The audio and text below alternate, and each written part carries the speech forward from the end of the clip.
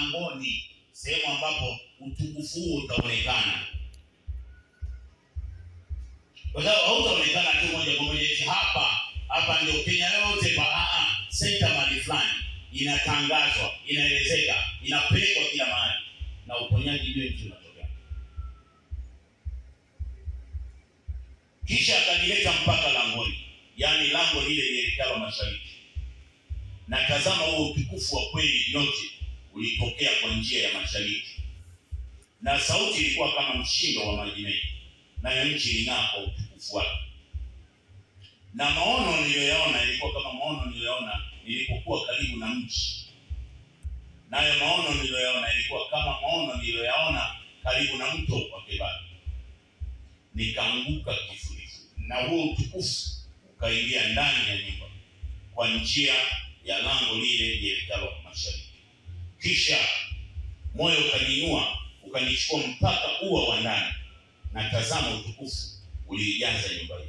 Nikasikia maelekezo ikisema yatokayo katika nyumba hiyo, na mtu akasimama karibu nami akaniambia, mwanadamu, hapa ni mahali pa kiti changu cha enzi, mahali pa nyayo za miguu yangu nitakapokaa kati ya uumbaji wote.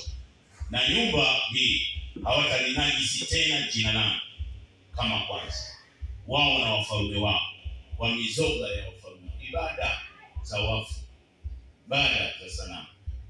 Watafundishwa kwamba hao mnaowapa ibada waliotangulia hamuwapi wao, kuna jamaa ndani yao yupo.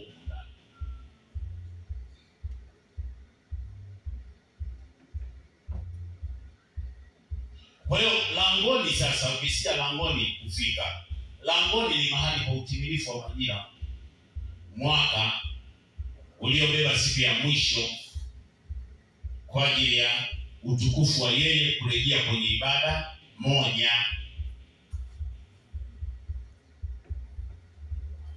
Kwenye Ufunuo 14